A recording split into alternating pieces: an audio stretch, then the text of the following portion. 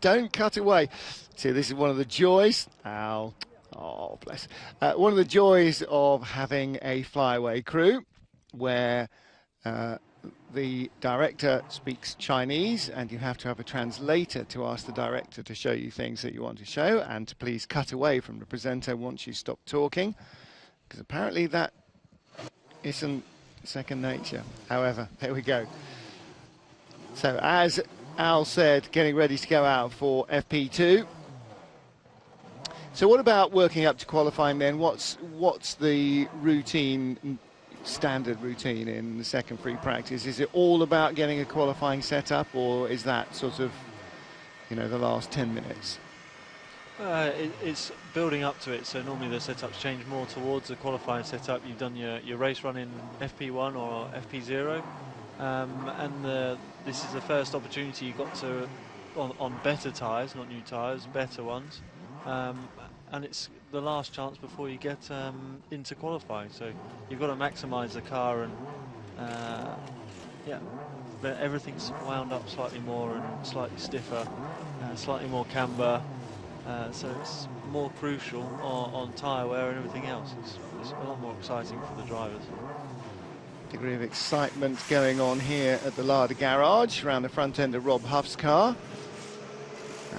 Wheel coming off, new wheel not going on, which suggests as the mechanic runs into the back of the garage that he's going to look for something to do the brakes on Huffy's car. Not quite sure why they would be doing them so late. Nicolas Lapierre's car is let down. Oh, okay, not brakes. So we got a little adjustment going on here. Roll bar maybe. Yeah. Roll bar, bit of toe or camber adjustment, something like that in the front suspension anyway. Well, we saw him going out right at the very end of free practice 1, didn't actually get a flying lap, and that may well have been after a change that I'm not entirely sure was a conclusive one. So I've had plenty of time to work on the car in between times. There's been 2 Chinese touring car races in the hour between the sessions. However, clearly not everything has been done. And you can see there's still a work Citroen sitting up on its jacks there as well, so looks like not everything's been done there.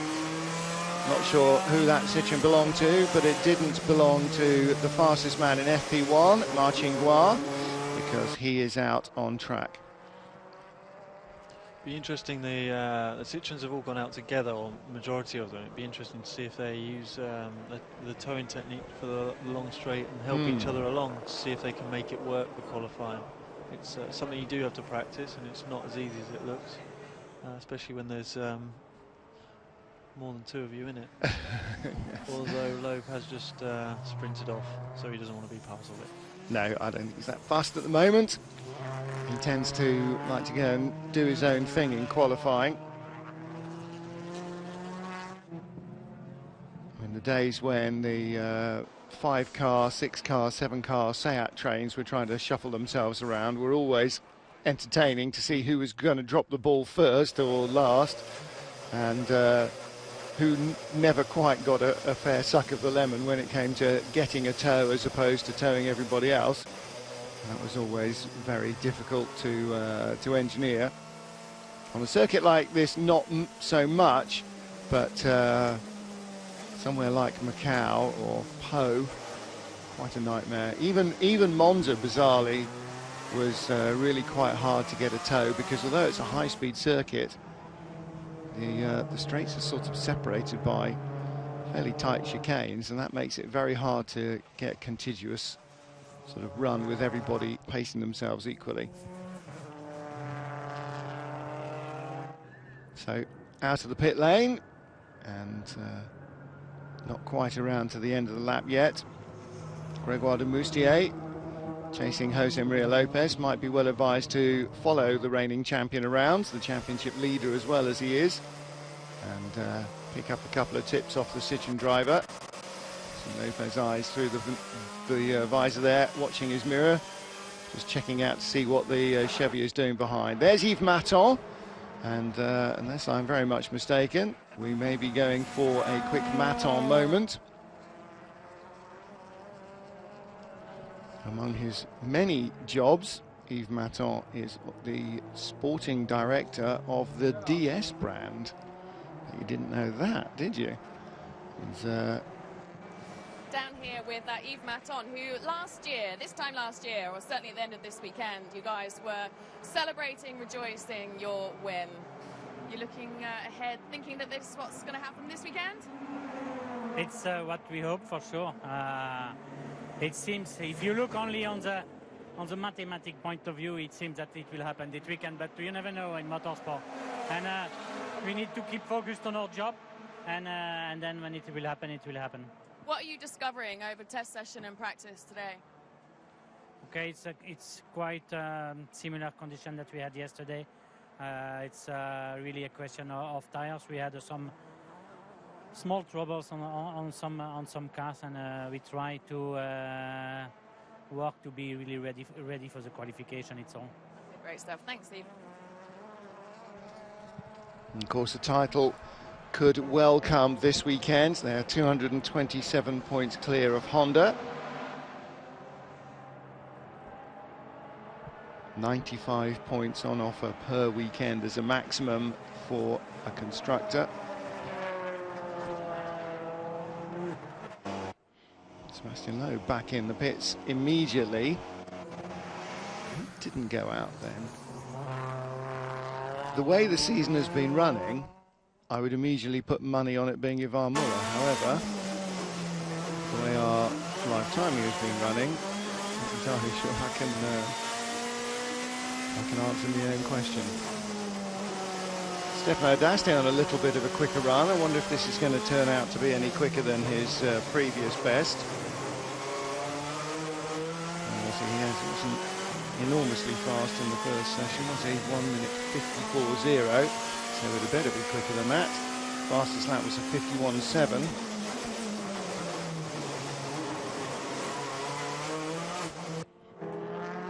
Top 10 cars were covered by a smidge over a second. And James, that's one of the things that's very difficult in any close racing championship when there is so little time. We talk about a second as if it's a lifetime, you know, it's your commute to work or whatever, and we talk about hundreds as if they're a major amount of time, but it's not. It's tiny, tiny fractions that you've got to try and find in yourself, in your car, in your setup. Yeah, it doesn't sound a lot, but yeah, racing terms it is, and if you have a second a lap over a 20-lap race, it's a big old gap. So you know, it does mean a lot, and it's very easy to make small mistakes, and it's actually incredible that there's so many different brands and different drivers that can go around within tenths of each other and race door to door. It's always amazing when you look at the facts like that. It's very interesting. Cars streaming down the straight, as has been habitual. I'm not sure whether it's a Gabrielli thing or just the way that his luck is working. Tarquini hasn't been out yet.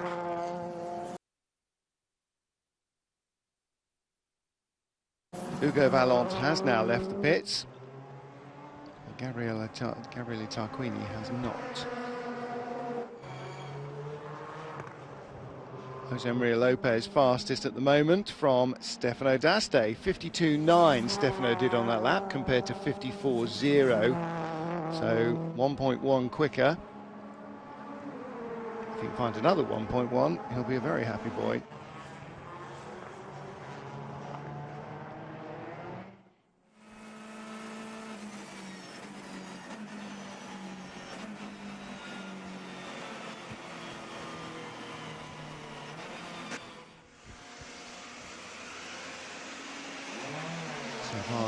In the pits, and the tyre warmers going straight back on, trying to keep that precious temperature in those carcasses. Takes a while to bring the surface up to temperature, takes an awful lot longer to bring the whole of the tyre carcass up to temperature, and you don't want to lose that. It goes away very quickly, James, doesn't it, compared to how long it takes to build the heat up? It does, yeah. It does disappear very quickly, and it's the tyre warmers just give you that extra confidence on the rear tyres immediately when you leave the pits, which allows you to push straight away and build that temperature up far quicker. The temperatures that they leave the pits aren't ideal, but it does just allow you to push straight away. British bottle off the head of the Lada Sport team. Being grilled, I'm assuming by the Russian media. Either that or his Chinese is very fluent. Tom Coronel and Tom Chilton now, they could well work together in qualifying. Teammates, of course, at Royal Motorsport. Cars aren't exactly the same, apart from being different colours, obviously. Different sponsors. And I have a feeling that Tom Coronel's has not got all the additional upgrades that Tom Chilton's has. Rob Huff in the first free practice, 8th quickest. Fastest lap was a 52.6, which left him 92 hundredths away from Marching Noir, the fastest car. And Huffy would like to be an awful lot closer than that when it comes to the nitty-gritty in qualifying. Huffy was the fastest of the Ladas. Into turn one, just pull 6. Out of the brakes, very tricky with a bit of oversteer. Into turn one, changing down the gears, go through, bit of a balance, brake again, bit of oversteer all the way through here, just teetering on the edge of grip, hard on the power, brake again, bit of a slide into 2, hard on the power, lot of wheel spin on the exit, through the chicane, big jump over the curve, there's 1, on the power, big traction on the exit there, up to 4, braking into 3rd gear again, bit of oversteer on the way in, car moving around a lot at the moment on this track, still quite slippery, high tyre wear, that proves for some difficult driving, onto the exit curve, short little straights then, up to a tight left-right complex, up to 5th, hard on the brakes, trying to lock it up, 3rd, 2nd, cross the curve, apex back to the right, watch the understeer, teammate Katzberg in front of me, try and get a bit of a slipstream down the back straight from him, up to 4th, out to the right, left hand side, Nicky's gone to the right, yeah, he knows I'm here, long back straight now then, up to 6th gear, hardest brake zone on the track coming up, braking on about the 150, 140 mark, very easy to lock up, hard on the brakes, car dancing around a lot down to 1st gear, across the apex then, on the power, a little bit of a slide oversteer on the apex, hard to get on the power, up to 4th, hard on the brakes, down to 3rd, bit of a lock up into the last corner, across the apex, survived that one pretty well, up to 4th, up to 5th, and across the line. Good view of the lap there, courtesy of Rob Huff, and James smiling as you watch it. There's all sorts of little nuances and pitfalls on the track, and as we've seen already in FP1, cars moving around a lot. He was saying it's quite a slippery surface, but that's going to lead to higher tyre wear, because of course as the tyre starts to move around sideways, then it starts to overheat, and that's what causes the wear. Yeah, I'm sure it'll rubber in as time goes on, and we can hear a lot of wheel spin. They haven't got the new tyres, so I think qualifying will really lay some of that down. I don't know whether we've had some rain previously, but it was quite interesting to listen to Rob. He does a very good job of that. To talk yourself round a lap and drive it on the edge is extremely difficult, because you can talk yourself into a problem before it's even happened. But yes, we've seen a couple of those. Or Norbert Mikulec going off in the final corner in Slovakia ring because he was busy chatting his way around, and he's not the only one to have done that either. I'm not surprised. Sebastian Loeb just gone 2nd fastest behind Jose Maria Lopez.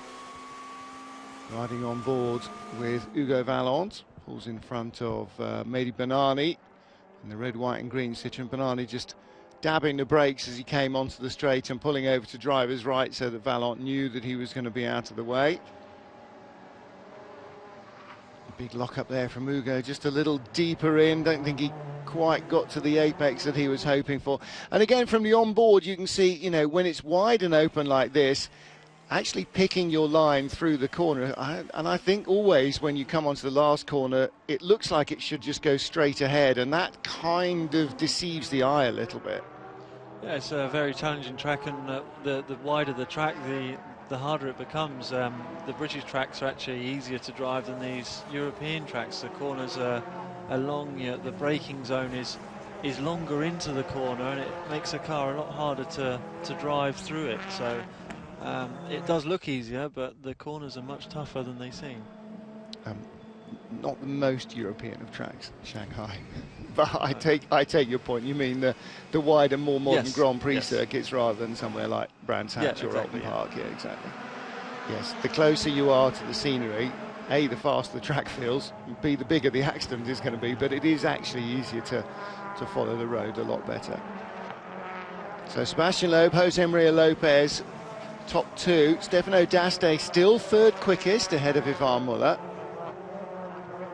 Again, pretty sure that, like Tom Coronel, D'Aste's car is a long way from being the most developed Citroën, Chevrolet even. I'm at it now, on the track. It's quite entertaining that he is that quick halfway through the session. 15 minutes, well, 16 minutes remaining. So you imagine another few laps from these guys, and we're going to see them going maybe 10 minutes left, and looking at perhaps putting on a new set of tyres and trying to lean on the car and really feel what they might have under them when we get into qualifying and they actually need to produce that time.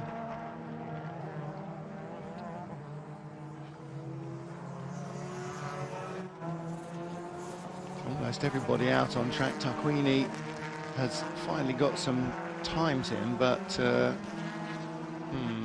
was fourth quickest in free practice 1. But he set that on lap 2 of the session. In fairness, nobody went quick late on, apart from Nicky Katzberg. Temperature of the track, particularly, James, is going to continue rising to qualifying. So that slippery nature is likely to be exaggerated, isn't it, as the track temperature comes up.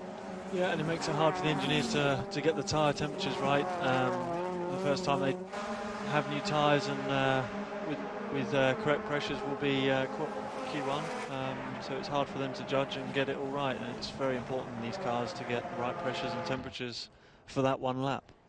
Again, you know, something that most road drivers wouldn't relate to. You can't tell from driving your road car whether you've got 20 pounds too much or 30 pounds too little pressure in the tyres sometimes, but with a racing car it makes a huge difference. Even 1 or 2 psi can make a big difference to the way that the car feels, the way it handles. Ma Qinghua currently 3/10 up in sector 2, and although that was a bit of a lock-up, that was a neat, tidy braking episode from him. He's looking very strong here, isn't he? Lopez currently fastest from Loeb and D'Aste. Unless he's made a big mistake we didn't see earlier on in the lap, we didn't see it obviously, he's going to kick them right out of bed. A second quicker, there we go. That's a pretty entertaining lap from him. So that's a 51.3. His previous best of 51.7.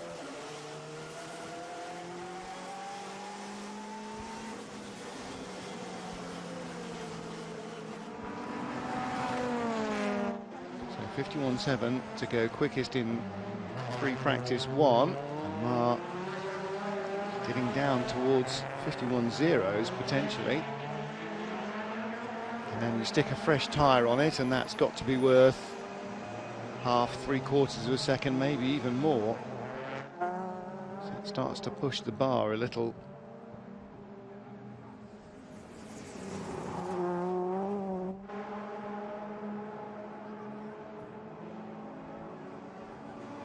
.51.2, in fact, 51.21 for Ma. And Chilton 3.5 seconds away.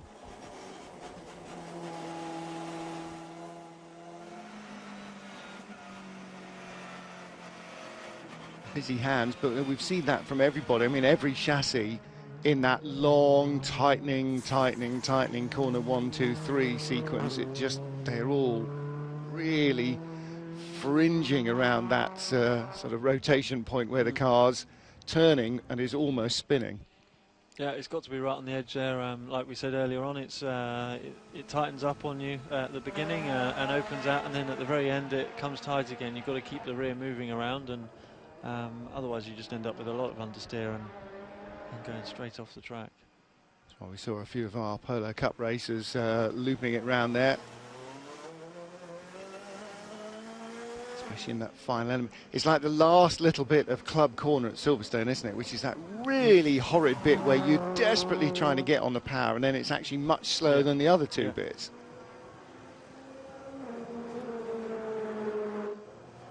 Not quite as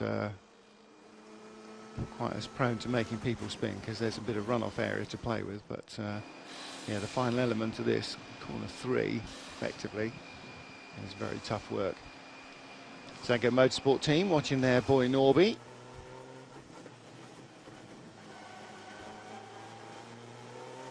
Now, from the speed, without being able to see where it is on the track, where do you think he is on the track? I was just trying to figure out whether he was coming into the pit lane. But 4, I think he just completed his lap, and he's stopping. Chilton's having a bad run this time. Yes. For whatever reason.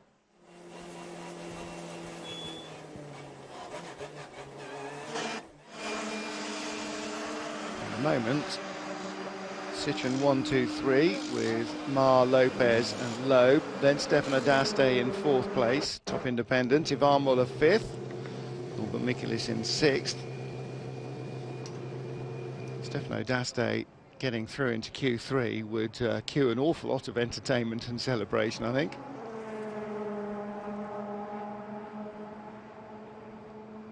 Tom's engineer there, one of his mechanics rather, giving his knee a bit of a wrench, I think, isn't he? That calf. I wonder what he's done to himself. Not enough to stop him working. Nope. They're good boys. Yeah. But, like the rugby players. He won't be dancing tonight, will he?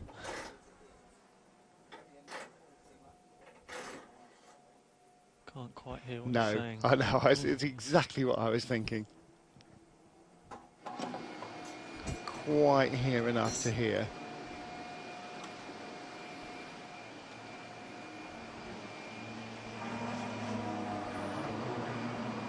Sebastian Loeb looking to go quicker. So too Gabriele Tarquini. But Gabriele 8/10 away already in the first sector. He's 15th. Now he missed the top 12 last time, which was a bit of a shocker. And I'm afraid that on pace at the moment, he's going to miss it again.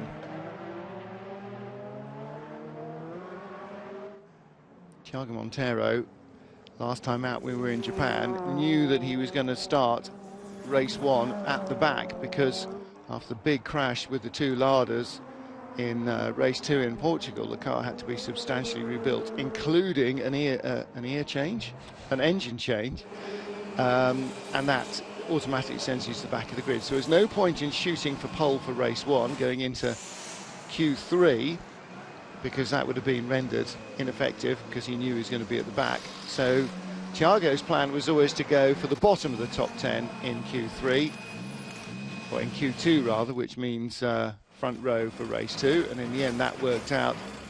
But Gabriele's qualifying was not quite fish and not quite foul, and he ended up in that Never Never Land where he couldn't produce the time he needed to get into the top 12, progress into Q2, and then try and get himself into the top 10. It's always a risky business going for a middle slot position. Trying to judge the time is never easy. It's quite interesting, the last corner, turn 16, we've seen quite a few cars running wide on the exit, all 4 wheels out off the track. I just wonder whether they'll be a bit more strict in qualifying, or whether they've allowed it to be open, but if it's open, you'd expect everybody to be using it, and they're not. So. Yeah. On the other hand, if there's going to be penalties for it, you'd expect a few to have been thrown around like confetti by now, because there have been a few people using that runoff area. And you know, you always get that thing where they say, well, you know, we'll be sensible, you know, you can, you know, maybe 2 or 3 occasions, you know, you're not going to get done, but if you keep doing it, you will do.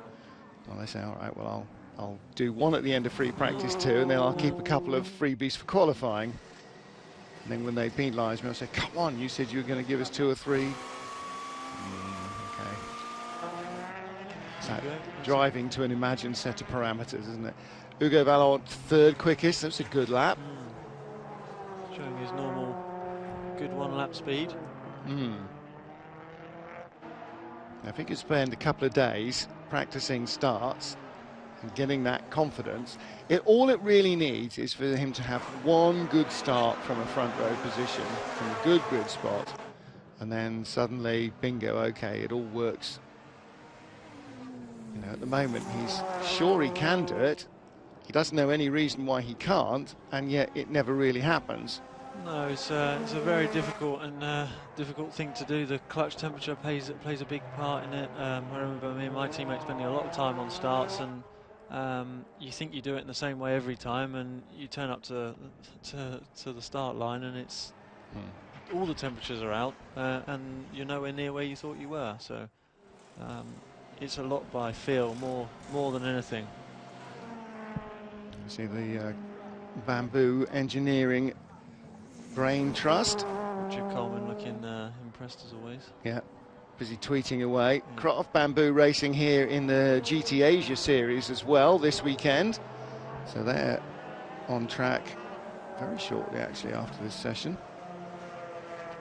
I'll find a bit of paper, which I can't. Right after this session, in fact, race 1. Hour-long first race, 50 minutes. So a double pole in that. Having a pretty successful season.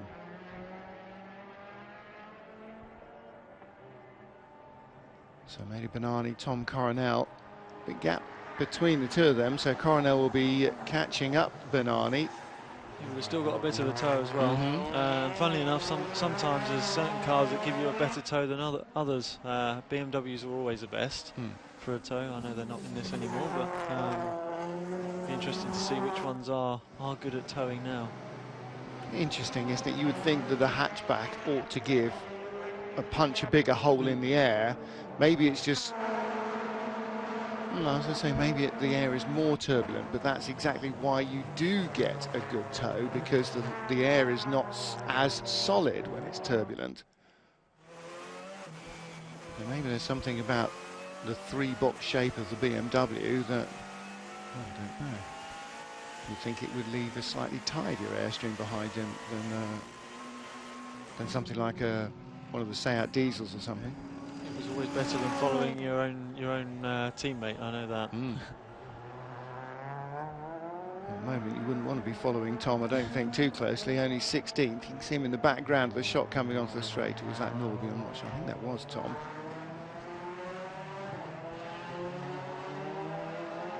Nicholas on a green first sector, which means it was a personal best, and then sector 2, 2.5 seconds off. Not quite sure what was going on with that lap. On board with Nicky Katzberg.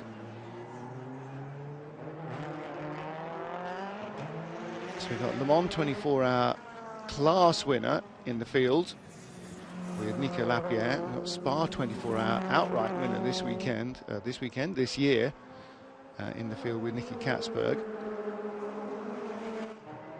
Nico Lapierre also a winner here in Shanghai in 2009.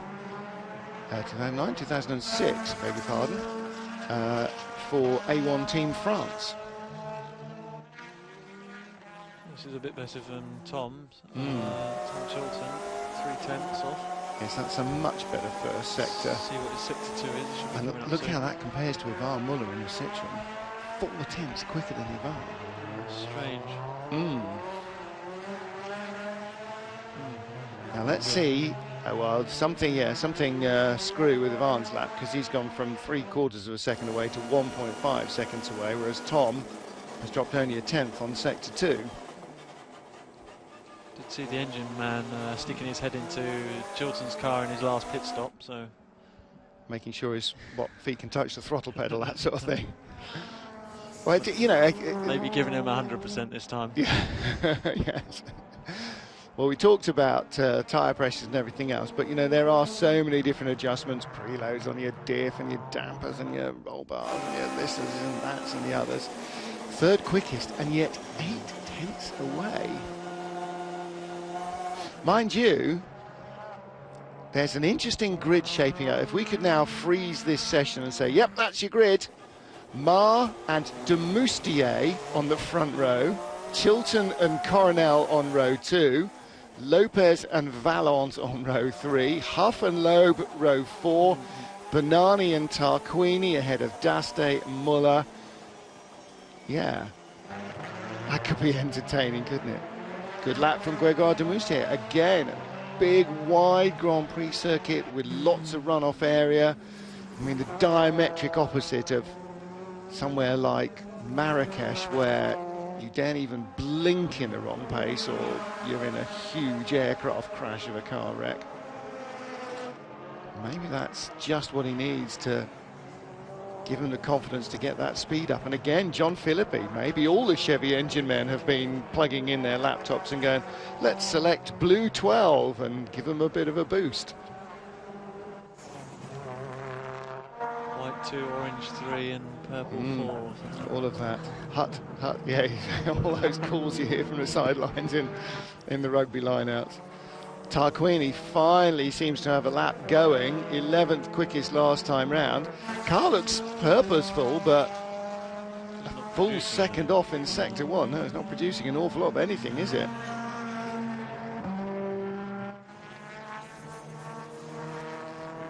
No anti-dive on the front suspension. That's really... And we could hear that really quite clearly in Motegi a few times on a lap. Could hear splitters and spoilers chattering away on the ground.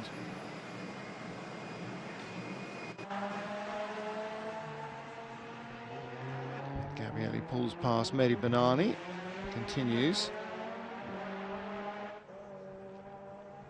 Gosh, that was a quick half hour, wasn't it? Very quick. Yeah, very quick. Obviously it wasn't. It was actually 30 minutes. However, didn't see that one coming. I hadn't been paying attention. I was waiting for people to really start firing in some quick tyres, quick times on new tyres, but they're not coming.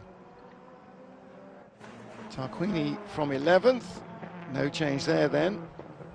Norby, 14th. Thiago 9/10 away in the first sector. That's nearly as wide of the mark as Gabrielli was. 2.2. Maybe they're carryover tyres for Honda. They've used them up so hard in the previous event that they haven't got much good stuff to I tell you what, they better be, hadn't they? You'd hope so. Yeah, really. Thiago's 16th, and this lap isn't going to be any kind of an improvement on that. Well. So it was Ma, Montero, Lopez, Tarquini, Bernani, Chilton in the first. And it's now Ma, de Moustier, Chilton, Coronel, Lopez, Vallant. So the constants are Ma, Chilton and Lopez. Montero's gone from 2nd to 16th. Tarquini 4th quickest to, I lost him now, 11th. All sorts of odd stuff going on there. And again, it's only when you're in the garage with the headset on that you actually know what maybe even one of the cars in the team is doing, never mind what all the cars in each of the teams and all of the other teams are doing as well. Yeah, and you have to work on your own car and understand your own performance and whether you should have expected a better one or not. So they'll know whether Gabrielli's done a good job or not with the tyres he's got on. So they'll work through that. It just doesn't give the driver much confidence going out on a new set of tyres, and obviously he hasn't felt very good rubber underneath him by the looks of those times at the minute. Yes, I think so. So the Mugen engine men, they didn't look particularly distressed by much, did they? So no, maybe they haven't done their tweaks yet. maybe they just maybe they have, and they know it's not their part of the car that's letting it down. Robin, his engineer, having a conflab. He's seventh in this session at 1:52.3, and in the last one, eighth with a 1:52.6. So he's found 3 tenths.